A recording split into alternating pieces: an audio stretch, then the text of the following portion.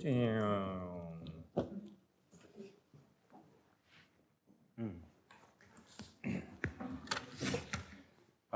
Hi. So I think that what was advertised was that I was going to show up with several small explosions, a couple of avatars. I was going to even try to disappear. Let's just say I didn't finish. Instead, as an epilogue to a performance trilogy that we've been working on for something like 6 or 7 years, really kind of a long time to be committed to one sort of body of work. For me, a very long time, because I admit to having an incredibly short attention span.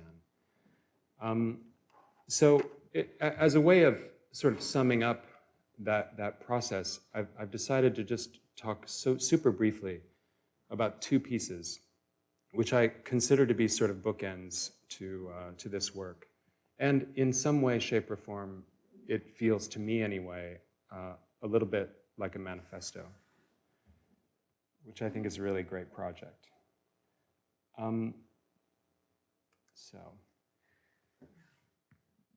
began by basically plugging a series of cameras into a series of projectors and lining them up.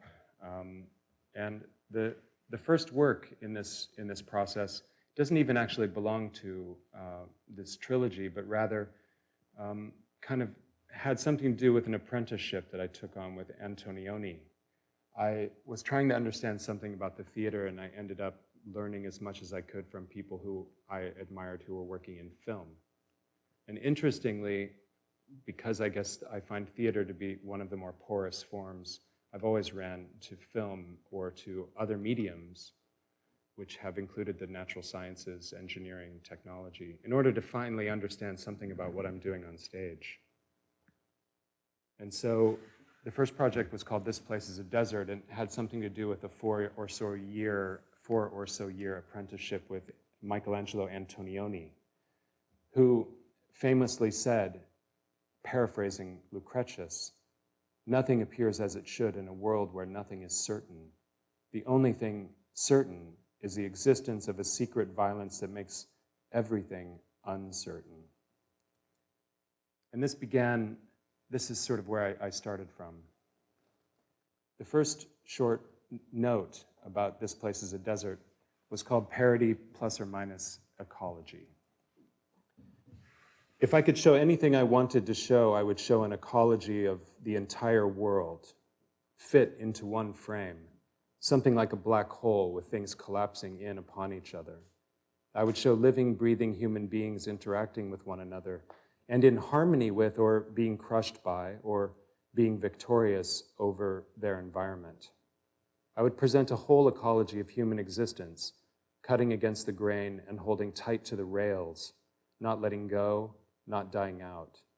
It would be a motion portrait parody of human loves and human emotions and human desires. But the story rushes off and we chase after it to Chernobyl, to 3 Mile Island.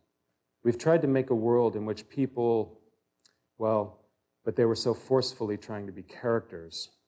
But we were trying to make people interact with people, not simply be swallowed by characters, but actually remain people in that process, laughing, making love, hurting each other, and fighting even when with pillows still to the end. I guess that, as Papa Antonioni might say, either we are ugly people and we deserve the world that we live in, or something is wrong inside of us, and the world in which we live is merely symptomatic of a deeper anxiety. This place is a desert. Once This Place is a Desert sort of like got off my plate, we moved to another project, which was called, which were 3 plays: Untitled Mars, this title may change; Bellona, Destroyer of Cities, which was adapted from a novel by Samuel Delany; and the most recent work is called World of Wires, which is an adaptation of an adaptation.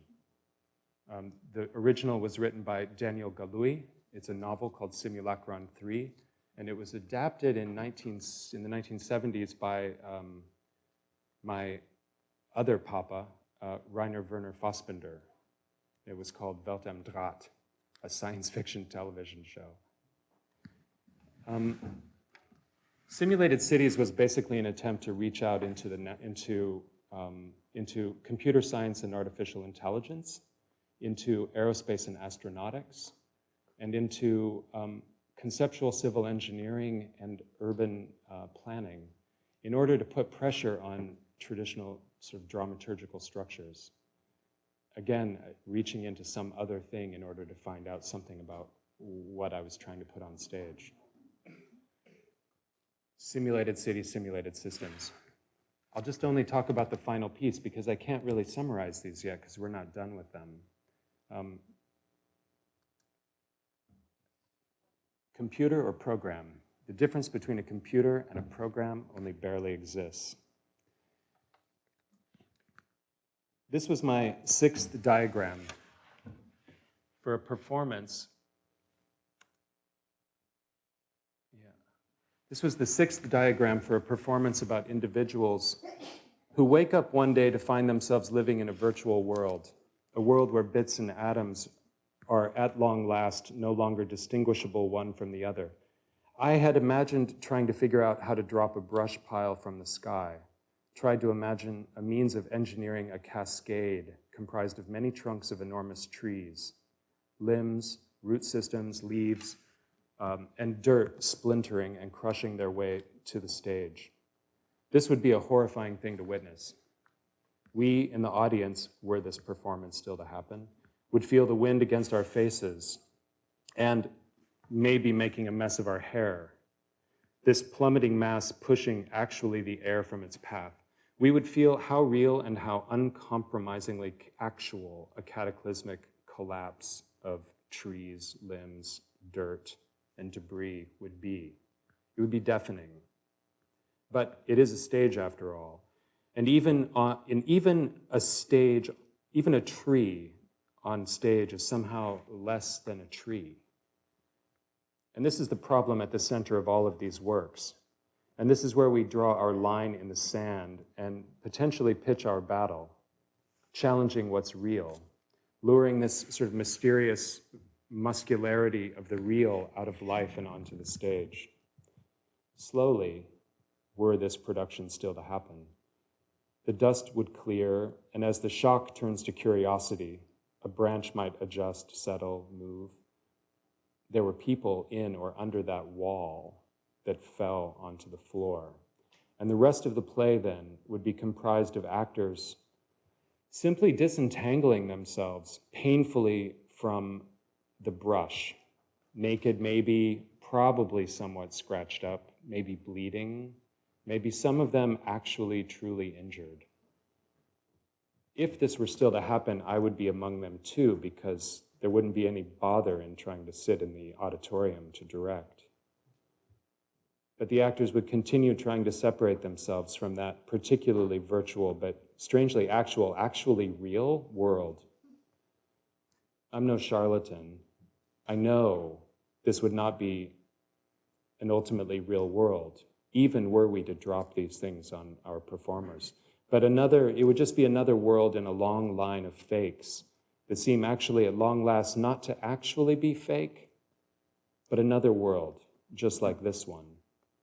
Fortunately for some, but perhaps unfortunately for us, this event doesn't happen here. Not really, or not in this iteration. But I guess that's what we set out to make. And we have ended here. So here we are, sorting out what's still human from what's clearly or possibly already machine. Thank you very much.